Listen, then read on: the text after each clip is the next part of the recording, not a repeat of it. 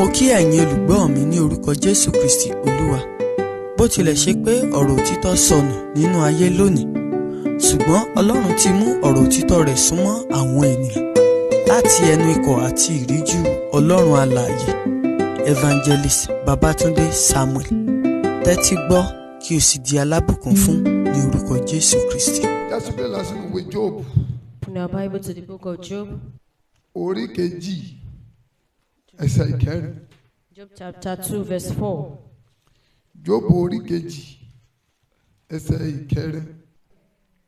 Sátánì sì dá Olúwa lóhùn wípé awọ fún awọ, àní ohun gbogbo tí ènìyàn ní òní yóò fi ra ẹ̀mí rẹ̀. And Satan answered the Lord and said, skin for skin, yea, all that a man hath will he give for his life. Lówùúrọ̀ ẹ̀, This morning, mo sọ̀rọ̀ he's talking lórí ìmọ̀ràn Sátánì. devil's advice. Ìmọ̀ràn Sátánì. Devil's advice. Ẹsẹ̀ bí tá a kà ẹ́ Where we just read, kò yẹ kó sàjò sí wa. is not strange to us. Bíbélì sọ fún wa lórí kìíní The Bible told us in verse 1, Jóòbù yẹ Job chapter 1, pé Olúwa pe Sátánì sí àkíyèsí the Lord called Satan's attention. pé ó wo Jóòbù ní Don't you see Job? ìránṣẹ́ mi My servant olóòótọ́ is a truthful Olódodo. servant, a faithful servant ẹni tó kórìíra ibi. who hates evil. Èṣù sọ fọ́lọ́run pé The devil told God, ìmọ̀ràn tó fọ́lọ́run. that was the advice he gave God. Bí Èṣù bá ń fọ́lọ́run ní mọ̀ràn, If the devil could advise God, ta ni wo èèyàn tí Èṣù nígbà ní who are mọ̀ràn? you that the devil cannot advise? Èṣù fún Jésù ní mọ̀ràn. The devil gave Jesus advice. Bíbélì wípé olùdáwọ̀ ní sí wá sí ọ̀dọ̀ The rẹ̀. Bible says the tempter came to Ó Jesus, dán wò. tempted him. Bàtà sọ̀rọ̀ nípa ìdánwò. We were talking about temptation. Ìmọ̀ràn ló mú wá. Brought advice to Jesus. Ó mú mọ̀ràn wá. He brought advice. Bí ìwọ bá ṣe ọmọ If Ọlọ́run, you are truly a child of sọ God, òkúta ìdí àkàrà. turn the stone to bread. Ìmọ̀ràn ló mú wá. It was an advice. Ṣùgbọ́n Jésù kọ́ mọ̀ràn. But Jesus he rejected his Ìmọ̀ràn advice. lẹ́lẹ́ dá. His advice could be good, Ṣùgbọ́n kò ṣe mú lò. but it couldn't be followed. Lóòótọ́ bí pa Jésù. Truly, Jesus was hungry. Bíbélì pé ìgbà tí Jésù gbà wẹ̀ The tán. Bible says after Jesus Ebi sì fasted, pa. he was hungry. Ó dá bá Jésù. He came to Jesus. Ṣé bẹ́ẹ̀ mi ń gbọ́? Maybe you are truly hungry. Ó fẹ́ jẹun. You want to eat. Sọkúta ìdí àkàrà náà. Turn the stone to bread. Ìmọ̀ràn ló mú wá. It was an advice. Ṣùgbọ́n ìmọ̀ràn rẹ̀. But his advice Ìdánwò ni. was temptation. Nígbàkúgbà tí Sátánì bá ń fún ènìyàn ní ìmọ̀ràn. Whenever the Satan is advising human, Ìdánwò ló ń tì sí ọ. he's tempting you. Àti tí kọ́sẹ̀ lèṣù ti ń gbà àwọn ènìyàn nímọ̀ràn. Devil has been advising people from the beginning of the world. Dàkókò yìí sì ń gbà àwọn ènìyàn nímọ̀ràn. Till this present moment, he's still advising people. Ó bá nínú jẹ́ pé It's so saddening that ọ̀gọ̀rọ̀ ló ń tẹ̀lé ìmọ̀ràn so Sátánì. many people follows the advice of Satan. Èṣù oníjàbí ẹnikẹ́ni. The devil will not be guilty of any Torí pé man. ó tó pè ní ìdánwò tó gbé síwájú ẹ̀ Because yẹn. what you call temptation that he placed before you Ìmọ̀ràn ló fún ọ. is an advice he gave to you.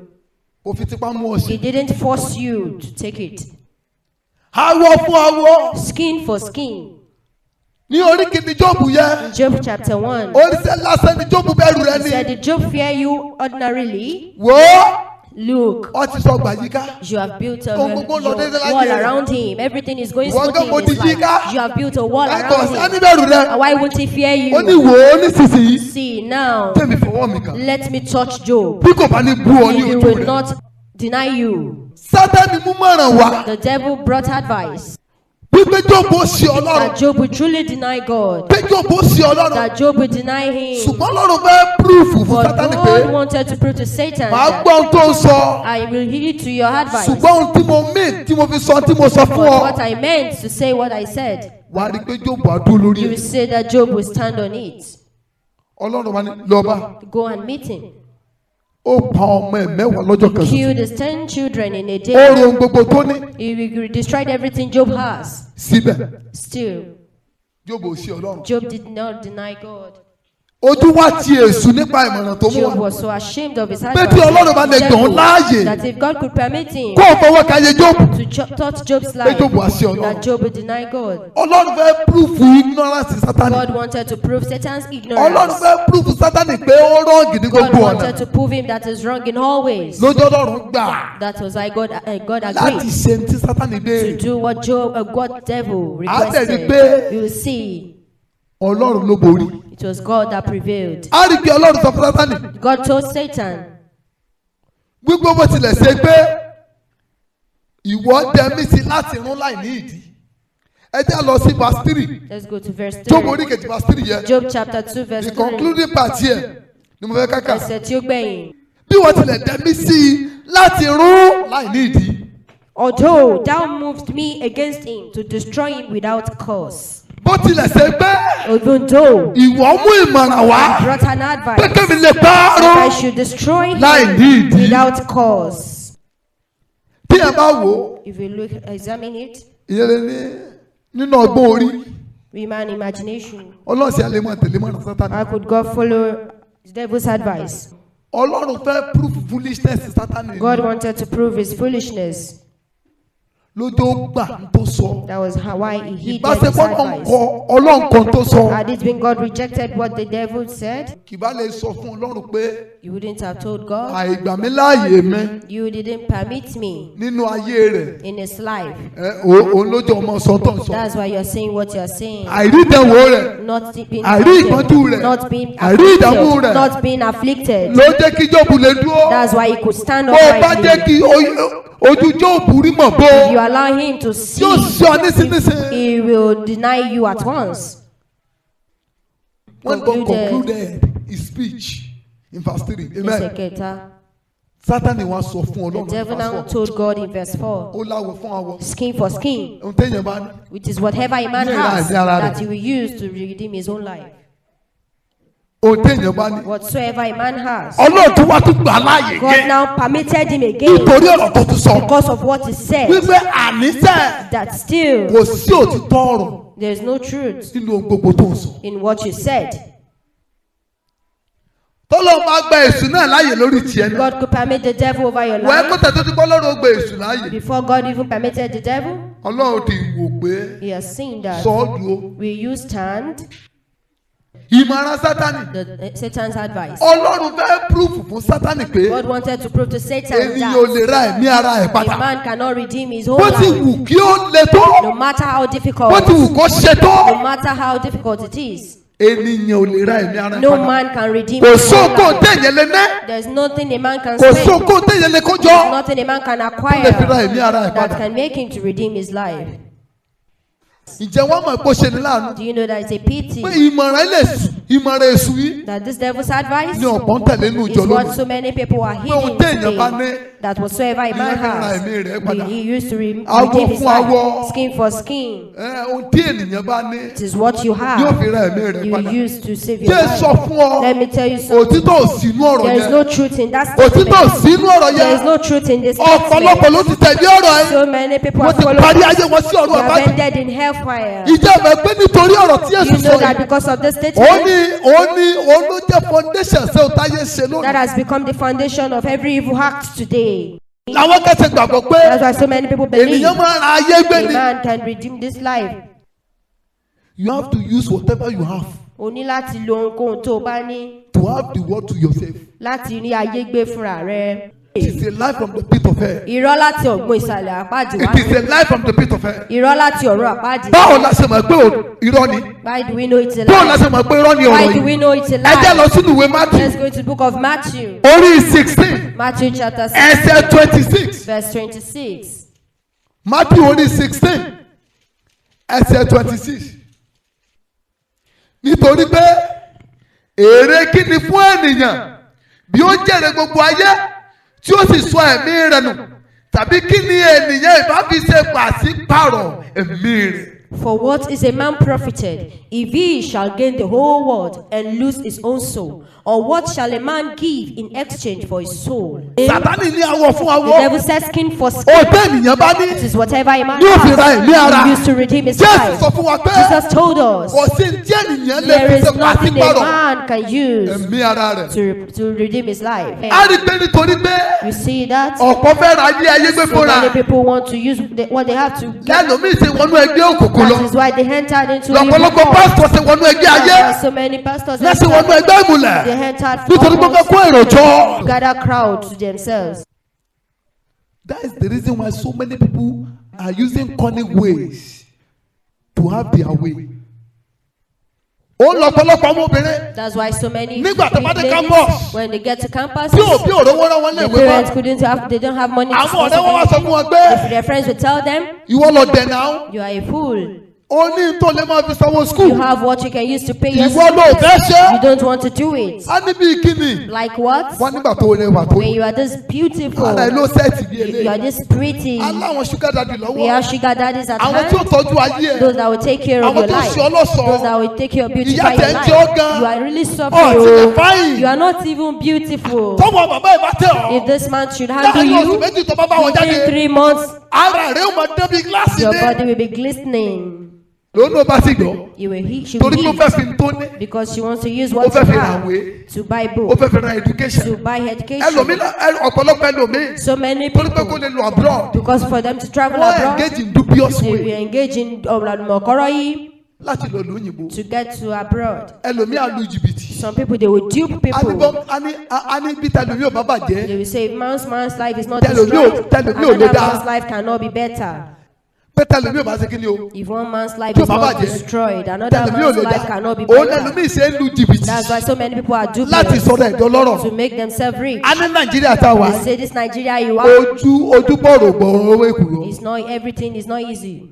Amen. Amen. Àfi kí wọ́n kẹ́ ṣe dámọ̀dàmọ̀ kó gbáyàn níbi kó tó Unless lé you Nàìjíríà. swindle people, you defraud them. Torí pé nínú ìrònú wọn, Because in their thoughts, wọ́n gbàgbọ́ pé they believe that awọ fún awọ, skin for òdí skin ènìyàn bá ní is whatever a yóò man fi rẹ̀ ní ara has, rẹ̀. we use to save his life, to redeem his life. Jẹ́ sọ kíní kan fún Let me ọ. tell you something. Ọ̀pọ̀lọpọ̀ ló torí ìmọ̀ràn So yìí many people, because of this advice, náà lọ ṣẹ́ṣọ.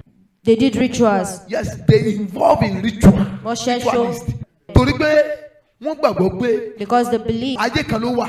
there's only one life to live. Jẹ́ sọ kíní kan fún Let me ọ. tell you something. Inú ìsàlẹ̀ ọ̀run àpáàdì This is from the pit of ní ìrònú hell. yẹn ti wá o. This thought came from the pit Ayé of kankan ló wà o. hell. They didn't come to Lẹ́yìn ayé yìí, after this ó life. kù ayérayé. There is eternity. Lẹ́yìn ayé yìí, After this ó kù life, ayérayé. there is eternity. Ayé kankan ló wà. It's not Torí only pé one life ọ̀pọ̀lọpọ̀ ń that tẹ̀lé ìmọ̀ràn pé exists. Because so many people follow ayé this kan ló advice wà. that there's only one Ló jẹ́ life. ọmọ jayékáyé. That's why they are doing Ló jẹ́ anyhow. lómi ìgbéyàwó ẹ̀ sowó. That's why they go Ló in jẹ́ kí ẹlòmíì rituals. gbé ọkọ sowó. That's why so many wives use Ló their jẹ́ kí husband ìyàwó for àkọ́kọ́ ritual. pọ̀mọ̀ràn pọ̀ That's why the husband and wife agreed láti fọmọ wọn sowó. to use their daughter to do ritual. Wọ́n ní after all. They will say after all, Àbímọ mẹ́rin. we gave birth to 4 Tábà children. If we kill one Tàbí kan sowó. and we use one to do A money lè fi tọ́jú ritual, mẹ́ta tó kù. we use that one Ìmọ̀ràn to, Sátánì. that's an advice from Ìmọ̀ràn Sátánì. Satan. That's an advice from Satan.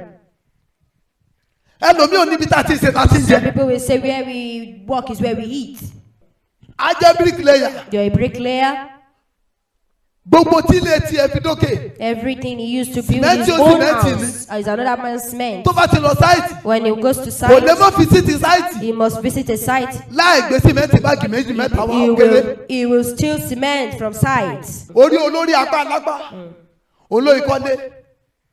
He used another man's sweat to build his own. Ogun ológun ló fi kọ́lé tara rẹ̀. Ọ̀pọ̀lọpọ̀ bá sọ. So many Ní pastors, òtẹ́ evangelism they mọ́. don't go for evangelism any longer. Ìdí ọgbàgbọ́ ni pé What they believe in is ẹja that lẹja ń jẹsàrà it nínú is ikú. fish that a fish eats to get fat in the water. Any program táwọn tí wọ́n invite wọn Any fún. program they are invited to, Wọ́n á wá bẹ́ẹ̀ ṣe fìràn jí ọmọ they ìjọ will lọ look for sọ́sì. how to use revelation, vision to snatch members to their own churches. Ẹni bá kọrin dáadáa ní sọ́ọ̀sì bí tó Whoever sings mínísítà. the most in that church where you went to minister, Á fi àrékèrèkè tẹ́ sí kọ́nà. he will cunningly call the person behind. Á ní àǹtí tí mò ń He wò yìí. says, "This is sister that I'm seeing." yóò dára fún yín. It is well with you. Ayé yín ó dára. Your life will be better. Ibi náà lọ́run yín lọ. God is taking you to a good place. I can see glory before you, but this place has met you. Your glory cannot shine here. Mo mọ̀ wá pásítọ̀ yín. Yeah, I know your pastor's Ọmọ tó wò ògo ọmọ ọlọ́mọ character. ni. He used to cover Kì í people's ṣe ògo wọn glory. tán. He will not allow their glory Ṣé to rí Ané Power Night shine. lọ́la? Ané Power Night lọ́la. We have a program tomorrow. Kẹwàá. You should come. You Ẹ are jẹ́ fún yín nọ́mbà invited. Let me give you my number. Ẹ ra àwọn èèyàn. You see people Tán lè ràn ministry yín that can lọ́wọ́. help your ministry in our Ìwọ church. tó ọtí ìmọ̀ Matthew de Revelation. You don't know Matthew to Revelation Débi yet. tó ọmọ Genesis de Malaka. Because of knowing Genesis to Malachi. Ọwọ́ fẹ́ sáré dìde. You want to rise all of a sudden. Ìgbà tí mùmú rẹ̀ náà bá ṣe lọ bẹ̀. When you go there, Mo fẹ́ ọmọ mi kan ló sọ fún mi. somebody told him Ó ní so that, pásítọ̀ kan invite you. that the pastor invited her. Pé mo wọrí tó bá ti dé. Once you get to our Màá church, fi ọ́ sí assistant mi. I will make you my assistant. Àjọ wọn rán ministry. We will be running ministry together. Juicy opportunity lójú ẹlòmíì. Listening opportunity to some people. Juicy opportunity Juicy opportunity lójú ẹlòmíì. to some people. Lẹ́yìn kó sọ́wọ́. That was why they entered into wrong hand. Ìmọ̀ràn Sátánì. Advice of the devil. Lálòmíì tẹ̀lé. That was what so many people follow. Ọkùnrin ògbójúbọ̀rọ̀. Èèyàn máa ń jáde tì wọ́n ní. You go fetish over a man.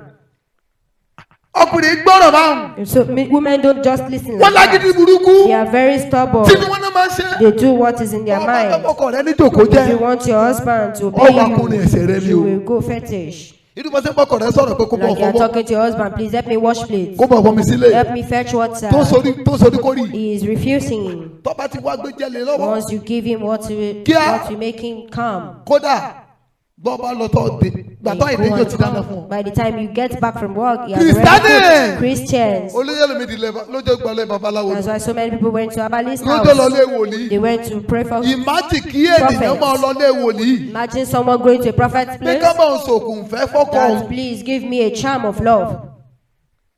Ẹni tó wá pe rẹ̀ ní wòlíì fún ọ. So that person that called himself a Ó wá prophet sọ fún ọ pé òní sẹ́ ògùn is ìfẹ́ now lọ́wọ́. telling you I have a love Olórí charm. burúkú jọ lẹ́yìn méjèèjì. Such an unfortunate fellow.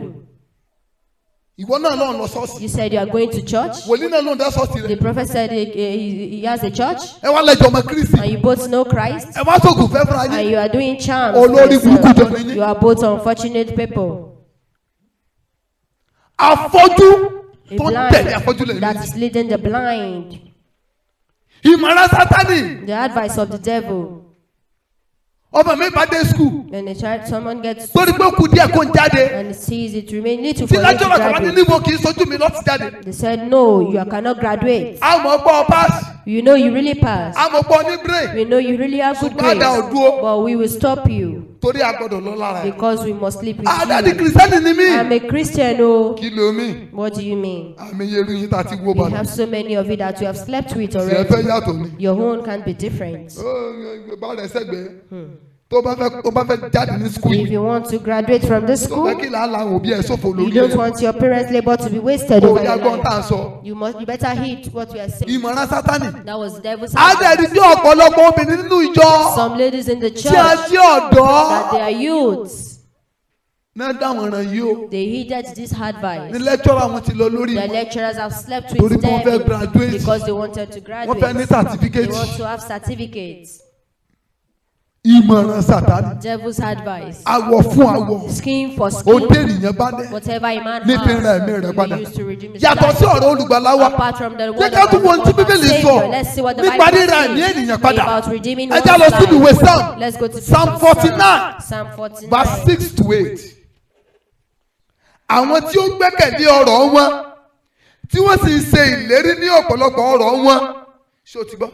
Can you hear this? Àwọn tó gbàgbọ́ pé Those that believe that àwọn bá lé ayé débì kan. if they pursue the world to Àwọn an ò ràjẹ́ gbé extent, fúnra they wọn. will buy it, they will have the world to themselves. Àwọn táwọn bá lé agbára débì kan. After they have acquired power to an extent, Àwọn ò ràjẹ́ gbé fúnra they wọn. will get the world to themselves. Àgbẹ̀ ọkùnrin kan ní Nímúrọ́dù Called a man Nimrod nínú Bíbélì. in the Bible. Nínú ìwé Genesis. In the book of Orí Genesis, kọkànlá. chapter 11, Ó ní ẹni tó dá ìjọba Bábélì sílẹ̀. he was the first man to create the He kingdom. was the one to establish. He was the one that established the kingdom of Babylon. Òun ni ó dá ìjọba Bábélì Tí sílẹ̀. a ń pè ní Bábílónì That lónìí. we call Babylon today. Ọkùnrin jẹ́ alágbára tó bẹ̀ This man gẹ́. was so powerful Débi pé that ìyá rẹ̀ ló fẹ́ láya. he married his mother as his wife.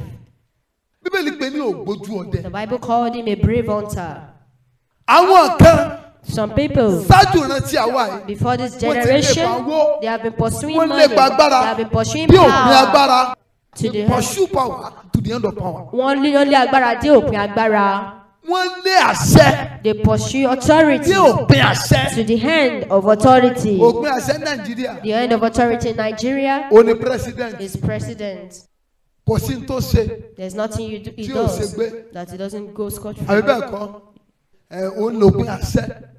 Is the head of authority. Ẹni bí ẹ̀ bá jẹ́ kánsẹ́lọ̀ tó jẹ́ chairman tó kó ń chairman tó lọ sí House of Rep ó tún fẹ́ lọ governor. The highest of power and authority in Òpin Nigeria is agbára president. àti àṣẹ lórílẹ̀‐èdè Nàìjíríà ni ààrẹ orílẹ̀‐èdè. Ṣàdàmọ́ gbogbo ṣe táwọn kò ṣe láti ní. You know that there's nothing these people didn't hear. Ẹlòmíì mú ẹ̀jẹ̀ ènìyàn. Some people, they will drink Torí human pé ó fẹ́ blood jí ààrẹ ọdún because he mẹ́jọ. wants to become president for 8 years. Ó fẹ́ lo àṣẹ ọdún He mẹ́jọ. wants to use authority for 8 years, Tó ẹgbẹ́ kíbi tó bá wà. such that wherever he is, Àṣẹkáṣẹ tó bá pa. whichever authority he Òní ò gives múlẹ̀. is the final. Bí ààrẹ bá declare anybody wanted If the báyìí. president declares someone wanted Ní now, gbogbo kọ́nà Nàìjíríà. the whole Wọ́n wà jáde under they 24 will hours. find him out under 2 Ní orí hours. bí sáà nìyẹn lè sáwọ̀. Doesn't know where that person Wọ́n could be wá jáde. hiding. They will find him. Òpin àṣẹ nìyẹn. That's the end of authority, Òpin agbára nìyẹn. the end of power. Àwọn tó gbẹ́kẹ̀lé ọ̀rọ̀ wọn. They that trust in their riches, Àwọn tó gbẹ́kẹ̀lé ipá they wọn. that trust in their power. Oníbílì sọ̀fà lẹ́sẹ̀ kẹfà yìí. That's what the Bible is telling us in verse Ẹ jáwọ́ ẹsẹ̀ keje. Let's see verse Kò sí ẹnìkan. Falasa bẹ̀bẹ̀. Underline that statement in your No one. See any Kò sí ẹnìkan bí ó ti wù kí ó ṣe tí ó lè ra arákùnrin rẹ̀. Bẹ́ẹ̀ ni kò lè san owó ìràpadà fún Ọlọ́run nítorí rẹ̀. None of them can by any means redeem his brother, nor give to God a ransom for him. Bó ti wù kó ní owó No tó. matter how rich the person is, Arákùnrin kan kú a man died. ní àtẹ̀pẹ́ beside àwọn Arab country wọ̀nyí In these Arab countries, tí wọ́n ní epo yìí where àtẹ̀pẹ́ they bíi have Saudi Arabia. oil. Arákùnrin yẹn ní owó débi This pé man was so wealthy, mo post ẹ̀ sórí Facebook page mi and he gbà kan. posted it on his page. Arákùnrin yẹn ní owó débi He pé was so wealthy to the extent everything ẹ̀ gold ni. everything he has was gold. Tẹ̀bá níbi tó fi ṣe gold. You see where he stored his gold? Private jet yẹ He has private jets gold ni. that is made of gold. Yacht tó ní lórí omi His yacht is made of gold. gold ni. Made of gold. Everything yẹn Ohun gbogbo tó ní pure gold ni. is made of gold. Àwọn chain tó ń lò The chains he uses, pure gold ni. they are made of gold. Everything tó ní Everything that he has pure gold ni. is made of gold. Tiẹ̀ pé ńgbà tárákùnrin kú. No, by the time he Wọ́n wá died, wọ ọ̀pọ̀lọpọ̀ góòlù sọ́rùn they rẹ̀. now put so many gold on him. Wọ́n wá tẹ̀ sínú pósí. They now placed him inside his coffin. Wọ́n wá sí pósí ẹ̀ They lẹ̀. now opened his coffin. Ọ̀pọ̀lọpọ̀ góòlù rẹ̀ ò lè jì. Yáàtì tó ní òjì. Àwọn Rolls Royce tó ní wọn ò jì. Everything he has couldn't redeem his Àwọn life. ọkọ̀ olówó iyebíye tó ní. Every expensive cars he has, they couldn't redeem his life. Àwọn expensive mansions tó The ní. expensive mansions he built, they couldn't bring him back to life. Kò sóńgó tó o bá fayé ẹ There lé. is nothing you pursue with your life. Ní èrònú àti èròǹgbà With the thought, pé have the thought o that, lè ra ẹ̀mí ara ẹ padà. with the thought that you can use them to redeem your Tàbí o lè life, fi ṣe ìdíyelé or ẹ̀mí you rẹ. can use them to pay ransom, Ìwà aṣiwèrè ni. is foolishness. Kò lè ṣeé ṣe. It is not possible.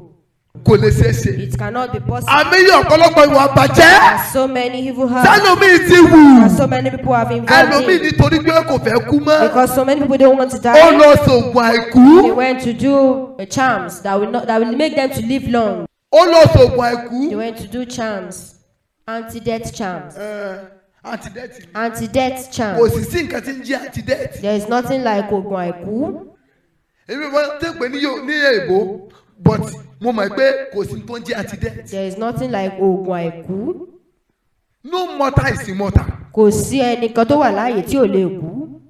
No one that is mortal Kò sí ẹnìkan tó ṣe alààyè that has become immortal. tí ò lè kú. Tí ò ní kú. tí ò ní kú. Ǹjẹ́ àmọ́ gbórí burúkú tí ayé wà lónìí ẹ̀? Do you know that the situation of the world now? Wàhálà tí ayé kóra wọn sí The lónìí. problem that the world is facing Ìdààmú now. tí ayé wà nínú ẹ̀ The lónìí. trouble that the world is Ikú tá a rí facing now. lónìí. The death today. Àìsàn tá a rí The lónìí. sickness we are seeing today. Ìrora tá a rí The lónìí. pains you are seeing today. Ìbànújẹ́ tá a rí lónìí. The sorrow we are seeing Ogun today. lọ́tún ogun lósì tá a rí lónìí. War here and there that we are seeing Ìdààmú today. wàhálà tá a rí lónìí. Problems, troubles everywhere. Ẹkún òní ẹkún ọ̀la tá a rí lónìí. Weeping today, weeping tomorrow that we are seeing today. Ìmọ̀ràn Sátánì táyé tẹ̀lé ni o. It's as a result of the Ẹ já lọ actions sínú of ìwé Satan that Genesis. what followed. Genesis orí kẹta. Genesis chapter 3. Genesis orí kẹta. Genesis chapter 3. Ẹ jábẹ̀ láti ẹsẹ̀ kìíní. Ejò sàṣe alárèkérekè ju ẹranko ìgbẹ́ yòókù lọ tí Olúwa Ọlọ́run ti dá. Ó sì wí fún obìnrin náà pé òótọ́ ni Ọlọ́run wí pé ẹ̀yin kò gbọdọ̀ jẹ gbogbo èso igi ọgbà. Now the serpent was more subtle than any beast of the field, which the Lord God has made. And he said unto the woman, Yea, and the Lord God said, Ye shall not eat of every tree of the garden. Sórí You see, ìwà wèrè it's a foolish heart ló ń fa ìpìlẹ̀ṣẹ̀ ìṣìnà ènìyàn. that stands as foundation of man's failure. Bóun lọ́lọ́run ṣe dá ènìyàn sínú ọgbà How will God create a man in his vineyard? tó ní ká máa rọ́ He said to the kí ẹ máa ground, tọ́jú rẹ̀. to take care of the Kó wá ní garden. ká máa jẹ nǹkan kan nínú He èso igi said you ọgbà. shouldn't eat any of the fruit of the garden. Nígbà tó ti pé òun ló dá ẹnu. When he's the one that created Ó sì the mouth. dá ẹnu ní ìdáhùn tó lè jẹ. He created the mouth to eat. Yóò ṣe àdùn yìí ní ohun tí ẹ jẹ. How will he now give you what to eat? Kìrìsìtẹ́nì tó bá ti kún fún àníyàn ṣiṣẹ́. Any Christian that is full of anxiety, Irú wọn ṣubú sínú ìmọ̀nà they will Sátánì. fall into the advice of the devil. Jésù wí pé Jesus said, ó ní ara òun wá ju aṣọ. is the burden not greater than clothes? Ẹbí òun àṣẹjú oúnjẹ lọ. How will, the spirit is better than food. Ó ní ẹ̀yin onígbàgbọ́ kékeré. You of little Bí faith, Ọlọ́run bá wo koríko ìgbẹ́ if lásán. God could clothe Èyí àti ṣe lilies tí ò of ní the wọ̀nyí lásán. how much more you? Ó ní ẹ̀yin ṣàníyàn. He said you are full of anxiety. Ọlọ́run tó dẹnu mọ̀ pẹ́nu á jẹun. God who created the mouth knows the Ọlọ́run tó mouth dá ara will mọ̀ eat. para wọṣọ. God who created the body knows the body will be clothed. Èsì tí ẹ̀yin wá ń ṣe àníyàn. Why are you anxious? Èsì tí ẹ̀yin ń ṣe àníyàn káwọn Why yìí. are you anxious of all this? Ó ní bàbá yín tó dá He yín. said your father Ó that ló mọ̀ pé ẹ̀ created níṣẹ́ nílò àwọn nǹkan you, he knows wọ̀nyí. you that you need. Ó ní you ṣùgbọ́n ẹ you lépa need ìjọba all this, Ọlọ́run náà. but pursue the kingdom of God first Àti òdodo rẹ̀. and his righteousness. Ohun tó kù Every other thing á sì fi kún yín. shall be added unto you. Kíní kankan náà ti ń jẹ kó tó ti pé Sátánì mú You mọ̀nà have wá. been eating something before the devil brought this out. Wọ́n ò dín You máa jẹ́ nínú èso igi ọgbà. have been eating of the fruit of the trees. before Sátánì lárekereke. The devil is so subtle. Sátánì ní The àrekereke. devil is so cunning. Báwọn tí àrekereke rẹ̀ mú But balẹ̀. whosoever he brought Ní down àwọn with tí his ò yí ọ̀rọ̀ Ọlọ́run they are the òye. ones that doesn't understand the word Ìgbà of tó sọ fún God. Jésù pé so òkúta When iná he kan. told Jesus, turn this stone to Jésù sọ fún bread, wípé Jesus told him, ènìyàn kò gbọ́dọ̀ wà nípa àkàrà nìkan. man shall not live by bread alone, Bí kò ṣe nípa gbogbo ọ̀rọ̀ tó ti ẹnu Ọlọ́run jáde. but by every word that proceeds from the mouth of God. Bíbélì wípé The Bible says, oúnjẹ fún inú, food for the belly, inú fún oúnjẹ. belly for food. Ó ní Olúwa yóò fi òpin sí The méjèèjì. Lord will lọ́dún. bring an end to 10 boats in one day. Arábìnrin dẹ̀ ṣubú sọ́wọ́ ẹ̀tàn Sátánì. This woman fell into the hand of the Rárá kò devil's rí deceit. bẹ́ẹ̀. It's not so. Èso mọ́ igi yẹ gbòógì tó lúwa The ní devil kọ́mọ̀jẹ. didn't know the particular fruit Ẹnu he asked obìnrin them yẹ. not to eat. Ẹnu obìnrin yẹ From the mouth of the woman. ló ti fi rọ́wà. He used lies to gain truth from him. Gẹ́gẹ́ bí Sátánì ti fi rọ́wà dé òótọ́ lẹ́nu ọ̀pọ̀lọpọ̀ The yín. devil is using lie to get the truth from Kò mọ you. tọ́lọ̀ ní fún ayé He yín o. doesn't know the plan of God for your Èso mọ life. tọ́lọ̀ ní fún ayé The yín devil o. doesn't know the purpose Kò of mọ God ọjọ́ for ọ̀la your tẹ́ ní life. o. He doesn't know the kind of Ṣùgbọ́n future ẹni we náà ni ó have. ti wádìí. He will find out from your Nípa mouth. àwọn tí ń yá lò. By the people he Nípa àwọn uses. ẹ́jẹ̀ǹtì By ẹ̀. his agents. Nípa àwọn ẹ́jẹ̀ǹtì Through ẹ̀. his agents. Ẹlòmíì ò gbọ́n. Some people are not Wọ́n sọ pé pé wàá lọ lóyìnbó. They say you travel Mo ti abroad. ní màá wọ̀ lóyìnbó. They have said I will Òrà àti travel. ìrìn òpè kalẹ̀ ó sọ fún. You see your sister, you call her, you tell her. Òrà àbúrò rẹ̀ òpè kalẹ̀ ó sọ fún. You see your sibling, you call them. Gbogbo wọn ní you tell fámìlì them. ti fojú ẹni tí ó lò ní òyìnbó wù ọ́. Everyone in your family has been Ẹnì looking kan ò sì at you. complain rí. And no one has Sorry, ever tiẹ̀ gone ló ti abroad in your abẹ́rẹ́. family. Will it start from you? Joseph Obama ti rágbá kó lọ́dọ̀ àwọn ẹgbẹ́. He wouldn't have encountered problem from his brothers. ìbáṣepọ̀ pa ẹnu ẹ̀ mọ́. Had it been he kept his mouth Already àwọn shut. èèyàn like ẹ̀. Already they don't like him. Torí pé ìwà Joseph yàtọ̀ sí tiwọn. Because his Ó character lè is làwọn ẹgbẹ́. different. His brothers are thieves. Oníjìbìtì ni wọ́n. They are dubious. Oníjìbìtì ni wọ́n. They are dubious. Wọ́n máa ń dá ẹran pa lọ́wọ́ ara wọn nínú agbo ẹran bàbá wọn. Sheep from the flock of their father. Wọn ò sì ní jẹ́ bàbá wọn mọ̀. And Gbogbo àwọn nǹkan wọ̀nyí all these things. ni Joseph máa ń rìpọ́tì fún Joseph bàbá used to rẹ̀. report them to Ló his jẹ́ father. àkórìíra That rẹ̀. was why they hated Torí kò bá wọn Joseph. papọ̀ nínú Because iṣẹ́. he did not. Ṣùgbọ́n ìgbà tó di pé Joseph gbọ́ kó tó wàhálà fúnra ẹ̀. When Joseph entered into Lọ́jọ́ tó ti pè wọ́n kalẹ̀. that was when he sat them Olúwa down. mọ̀fìnrin kan hàn mí. He said, the Lord showed me Àwọn ọ̀rẹ́ àwọn ìràwọ̀. my Wọ́n sisters. wá taríwa fún ìràwọ̀ tèmi. They were bowing down to my own star. Ìwọ náà. You? Táwọn ìgbà tó jáde di mọ̀mọ́. Now we know when you came out of your mother's belly. Okay. Ìwọ ọ̀dọ̀ba. You want to become king. Àwọn wà dẹrú ẹ̀. You will now become your slaves. Okay. Sẹ́rí àwọn ìrìn àjò kan wà. There's some journey. Tó jẹ́ ìrìn àjò ìpọ́njú. There's there are journeys of Tó yẹ affliction pé that ènìyàn bá mọ̀ ti rìn. a man wouldn't have journeyed. Ṣùgbọ́n torí àlepa inú ẹ̀ mọ́. But because you lack to bridle your tongue, Ni ó jò jí sínú ẹ̀. that's why you fall into that. Bíbélì gbé àwọn ẹgbẹ́ rẹ̀ sì tún kórìíra rẹ̀ sí. The Bible says that his brother hated him the more. Pàápàá jùlọ nítorí àlá rẹ̀. Most especially because of Nítorí ọ̀la tó ní. his because of the future he has. Bẹ́ẹ̀ lè súná wá. That's why the devil came. Ṣé lóòótọ́ ló lọ dẹ́mẹ́jẹ? Is it true the Lord said you Arábìnrin bá know bẹ̀rẹ̀ it? ẹjọ́. She now started. Ẹja tẹ̀síwájú. Let's proceed. Obìnrin náà sì wí fún ejò náà pé àwa máa ń jẹ nínú èso igi gbogbo igi ọgbà ṣùgbọ́n nínú èso igi nì tí ó wà láàrin ọgbà Ọlọ́run ti wí pé ẹ̀yin kò gbọ́dọ̀ jẹ nínú rẹ̀ bẹ́ẹ̀ ni ẹ̀yin kò gbọ́dọ̀ fọwọ́ kàn án kí ẹ̀yin kí ó má bàa kú. Ejò náà sì wí fún obìnrin náà pé ẹ̀yin kì yóò kú ikú kankan.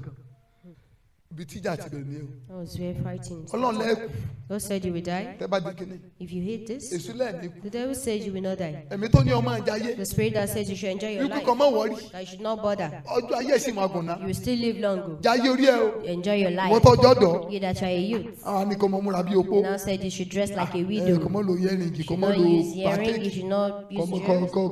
Kò mọ wọ ṣòkòtò. You should not wear trousers. Irú orí burúkú wo nìyẹn? Such of O ní things láti as enhance that. beauty ẹ̀ You náà. have to enhance your beauty. Má dájàre. Don't mind them. Má donú ìjọ bẹ́ẹ̀. Don't stay in such Àwọn ìjọ kólekóle. a church that takes everything hard. Lọ sí ìjọ yẹriyẹri. Don't go to that church. Lọ sí ìjọ tí kíní. Ṣebí ìjọ kan nìyẹn tó ti ń wọ ṣòkòtò. There's a church where they are wearing Ìjọ kan nìyẹn tí trousers. wọ́n ti ń There's a church tí wọ́n where ti they ń lu tí. permit Ìjọ kan nìyẹn tó ti ń lu chain. There's a church Gbàgbé where lọ́jà they rẹ̀. can go to that church Jayé orí and ẹ. enjoy your life. Bíbélì sọ fún wa The Bible says, nínú ìwé Tímótì kìíní 1 Timothy orí kẹfà chapter 6, àtẹkẹsẹ ìkarùn abẹ́ ìkẹjọ ó ní pẹ́ni tó fi rẹ̀ fún ayé jíjẹ whosoever is devoted to Nígbà tó wà godliness láàyè. while he is alive, ó kú he is dead. ó kú He is dead. ó kú. He is dead. Ẹsẹ̀ karùn-ún nítorí Ọlọ́run mọ̀ pé ní ọjọ́ tí ẹ̀yin bá jẹ nínú rẹ̀ nígbà náà ni ojú yín yóò là ẹ̀yin yóò dàbí Ọlọ́run ẹ̀ ó mọ rere àti búburú. Ó léyìn ò ní kú He says somebody will not die. sẹ́yìn àwọn amú kú bẹ́ẹ̀. Are people not dying? Àṣẹ tó máa dìde sí ìyẹn ju kú lọ. So what will arise against man is more than death. Ẹ̀yin ó dàbí Ọlọ́run. You will become like Ẹ mọ rere God. àti búburú. You will know the difference Èso between good bíbá and kó evil. parọ́. Devil Yóò doesn't lẹ̀ know. rọ́pọ̀ mọ́ He will títọ́. attach truth with life Paul bá for you. gbọ́n kọ́ If you lóbìnrin are nìyẹn. not wise and use your brain, Ọjì sínú ọ̀fìn you yẹn. will fall into the pit. Lóòótọ́ èèyàn mọ rere yàtọ̀ sí It's búburú. true, a man knows the difference between But good níbo and ló gbé èèyàn bad, dé? but where does it get one to? Ṣé èèyàn wa máa kú? Are people not dying? Genesis orísun ìbànújẹ́ ènìyàn rèé o. That was the source of human sorrow. Lẹ́yìn ìṣẹ̀lẹ̀ yìí, After this, lórí pé Káínì ló pa àbúrò rẹ̀. Cain slaughtered his brother Ìtẹ̀jẹ̀ sílẹ̀ Abel. àkọ́kọ́ lórí ilẹ̀ ayé nípa èso ló ti wá o. Ìrònú ibi gbogbo The thought of every nípa evil ìgbọràn yẹn ó ti came wá o. from the disobedience. Agbọ́dọ̀ ohun ni wọ́n náà ṣe. But disobedience. Ó gbọ́ pé Jésù bọ̀. He heard Jesus was coming. Oníkúmọ̀ ìtì ìdè báyìí. He said, "Don't come Ah now. no mo sì fẹ́ jayé. I still want to enjoy Ìwọ ló my lẹ̀mí life." ẹ̀. Are you the owner of your life? Ìmọ̀ràn Sátánì. The devil's advice. Ìmọ̀ràn Sátánì. The devil's advice. Ẹ̀mí tó ní ọmọ ìlú jìbìtì The kiri. spirit that says, "You people Ìmọ̀ràn Sátánì ló around, ń tẹ̀lé. you are eating the devil's Ẹ̀mí tó ní advice." kí ìwọ̀n ọ̀dọ́ gbígbà The sẹ́wó. devil that says you to go into Ìmọ̀ràn Sátánì ló ń prostitution, tẹ̀lé. you are following the devil's advice. Àwọn amukú mẹ́kọ̀ọ́ mi nínú There ìjọ are some foolish people in the church tí wọ́n jẹ́ sísítà. that are sisters. Wọ́n á máa fìdí group brother. They will dupe the brothers with their bodies. pé mi fẹ́ kí broda Sọjí lọ. I don't want him to leave me. ìgbà tí broda Sọjí wá náà wá gbèrè sí ọ. Then he approached you to lọ́ba gbà. you agreed. ní kọ́ọ̀sì pẹ̀jọ́ ń ságbèrè lọ. In the course of your sexual immorality, you got pregnant. ó ní àjọ plan pé ó lóyún. You didn't plan that you would get pregnant for me. ó sì lóun fẹ́ràn. And he said he loved you. ó tún ní ọ̀nà sẹ́. He said go and abort. ọ̀sùn pọ̀ fẹ́ràn rẹ̀. And because you love tún fẹ́ him, kó fi ọ́ lẹ̀. you don't want him to leave you. láti Went inú for ẹ̀sìn àgbèrè. abortion from the scene of prostitution to ìmọ̀ràn Sátánì ló tẹ̀lé. you are heeding the devil's advice. ẹ̀mí tó fi ọlọ́kàn balẹ̀ kọ́ máa ń jẹ gbèsè kiri. The spirit that assures you, that certains you to continue ìmọ̀ràn to Sátánì commit ni. debt ìmọ̀ràn Sátánì. is an advice from the devil. ẹlòmíì ò yàwó lọ́wọ́ ẹnìkejì Some ní people, ìjọ. they borrow money from your church member. tó bá ti wá táwọn kò tó promise tí ò rí. It's time to pay back. ẹ̀mí wa ni kò mọ̀ lejú. The spirit will say bone for the person. ìwọ náà lejú fún. We are bone for the person So that you June- borrowed from. ká ojú sókè. Bone for the person. má bàa ṣàwádà mọ́. Don't joke with the person. nígbà tí wọn náà bá ti kájú fún. And you have bone for the person. kò ní lè sìn wọn lówó. You will not be able to ask you Bọ́nà of bá dé his ṣọ́ọ̀ṣì. money. You now get to church. lọ lẹ́rí ojú. You're boning. lọ kójú kò ń lẹ̀. lójú rẹ̀ wà lókè. sẹ́ni ọjà lówó. To the person you owe. ìmọ̀ràn Sátánì ló tẹ̀lé. That's the devil's advice you are following. Sátánì ò sì ní mọ̀ràn The re. devil doesn't have any good gbogbo ìmọ̀ràn advice. tẹ́sù bá múlẹ̀ All fún his yàn. advice to ọgbọ́n man àti bàtà èèyàn jẹ́. is an evil way to destroy someone. jó tẹ́tẹ́. John olè kì í wá. the thief commit Troy bí kò sí láti jí. and to láti steal, pa. to steal, àti to láti kill, pa. and to destroy. ṣé orí nígbà Sátánì máa ń gbọ́ ní And mọ̀ràn. the devil is giving you advice, tó ń tẹ́tí sí. and you are listening ọba to tó ń ṣe. what you know what you are wọ́n wá doing. kòtò ìparun ara rẹ ni. You are digging your torí pé pit ọ̀ of pèsè ayé destruction for rẹ yourself. láti wá jí. You are inviting him into Láti your wá life pa. to steal, to kill, àti láti wọ́n pa ọrùn. and to destroy your life. ìmọ̀ràn Sátánì. Devil's advice. ìmọ̀ràn mi fún ọ lọ́dún tuntun. My advice to you in this new year ni pé sọ ara rẹ is gidi. that you should take heed. Mọ Be irú ìmọ̀ràn tó careful. tẹ̀lé. Watch the advice. ṣé ọlọ́gbọ́n nínú ìrìn àjò rẹ. Be very wise in má your kàn tẹ̀lé ìmọ̀ràn travel. kan tó wù ọ. Don't follow just any advice that you like. Sátánì ti dá àwọn ẹlẹ́tàn síta. The devil has placed so many tí deceitful wọ́n ń people gbàṣẹ́ in the world ẹ̀tàn ṣe. that they are deceiving people all over. tẹ̀lé mi ká lọ sínú ìwé Tímótì kejì. Follow me to the book of 2 Timothy. orí kẹta ẹsẹ̀ kẹtàlá. chapter 3 verse 13. Orí kẹta ẹsẹ̀ 2 kẹtàlá. Timothy chapter 3 verse 13. ṣùgbọ́n àwọn ènìyàn búburú àti àwọn ẹlẹ́tàn yóò máa gbilẹ̀ síwájú sí i.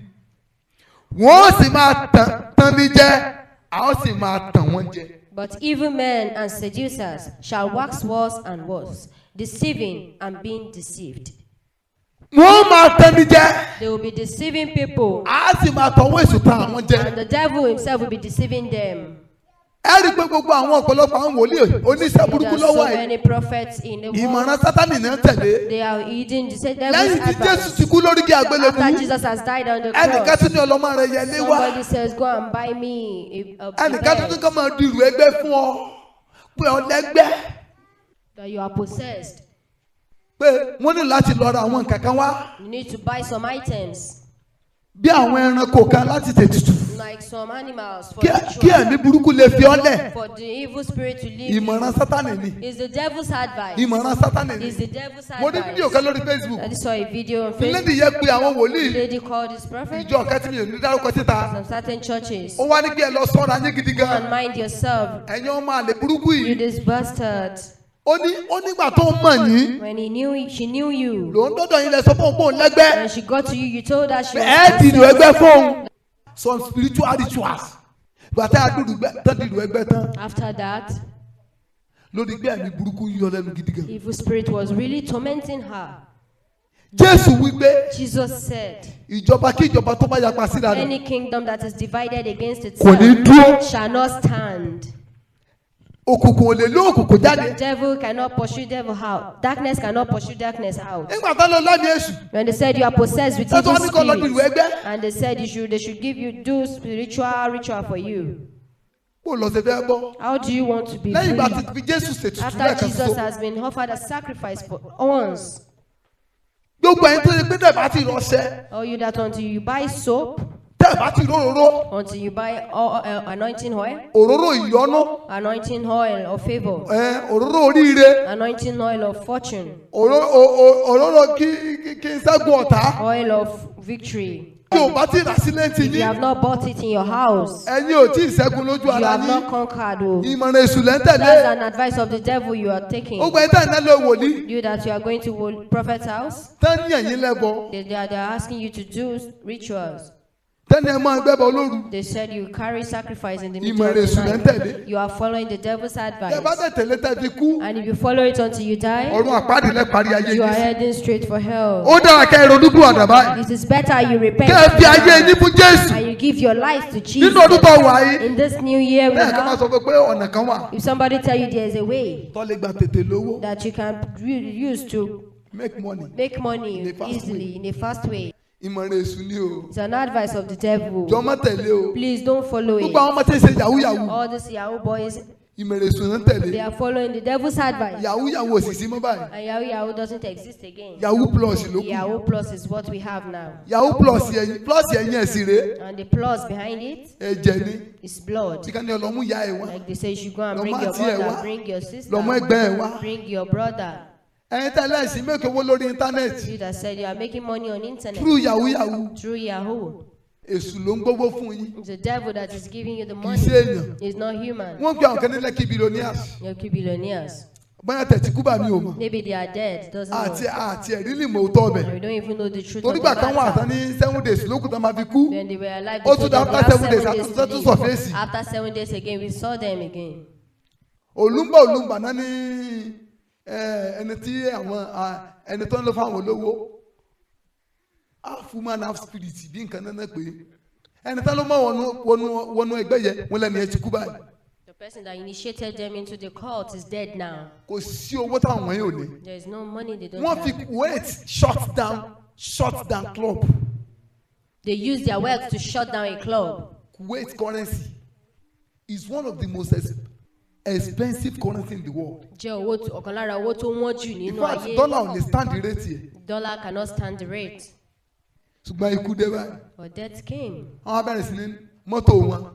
Wọ́n ní káwọn èèyàn wá gbà á. Their cars, they said people come Ilé and tí wọ́n have kọ́, it. The wọ́n houses bẹ̀rẹ̀ sí were ní dáṣì built. gbogbo ẹ̀ jáde. They began to dash them Came out. into this world with nothing. Wá sáyé pẹ̀lú You ohunkóhun. came into this world with nothing. Mú ohunkóhun wá sáyé. You will go with nothing. Ó lọ láì mú ohunkóhun lọ ni.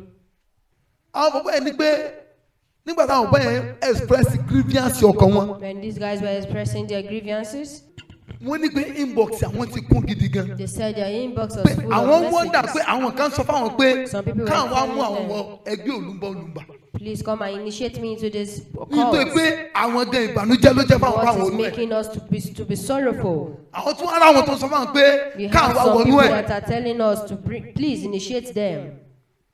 Ìjẹ́ ìwé báwọn kan nígbà kan You know, some people sometimes, bí ọdún tó lọ lọ́hùn. like last year, I think around 2023 around 2023, ni ó tún rámpàdì pé ní Lẹ́kì àwọn obìnrin ń bá jà sùn. there are some ladies sleeping with dogs.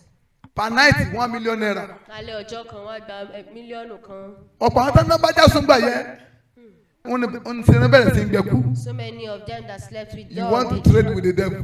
Ó fẹ́ bẹ́ ṣùjú. You will be the most loser. If you dare trade with the devil, Tó o bá bá ṣùdòwò you will be the most loser. ìwọ ló pàdánù jùlọ.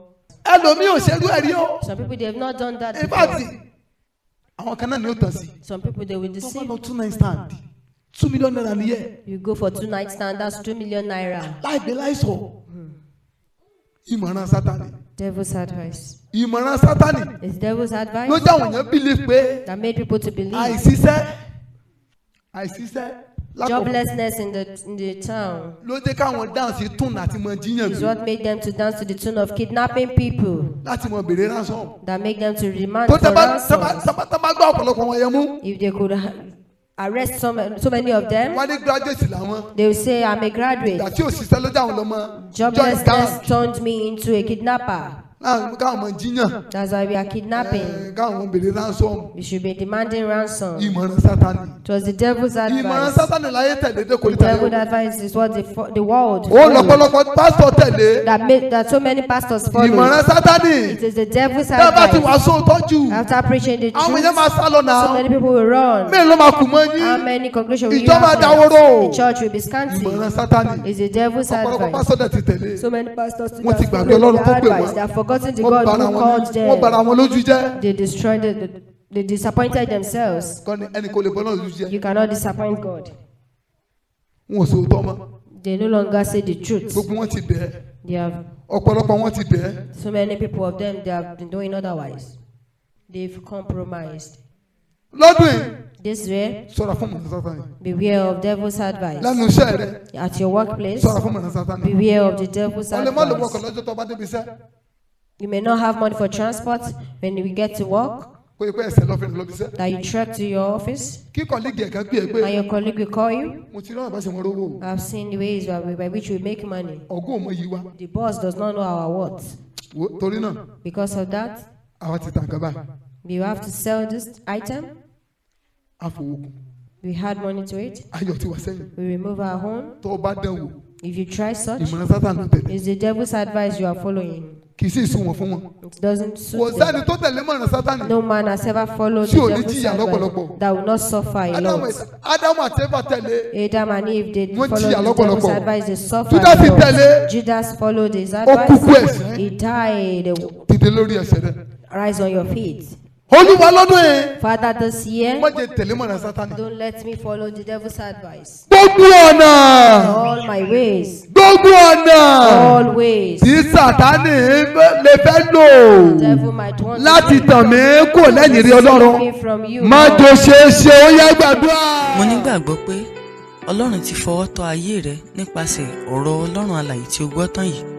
O lè fẹ́ láti mọ ikọ̀ àti ìríjú Ọlọ́run tàbí fún àdúrà àti ìmọ̀ o lè pè sórí aago yìí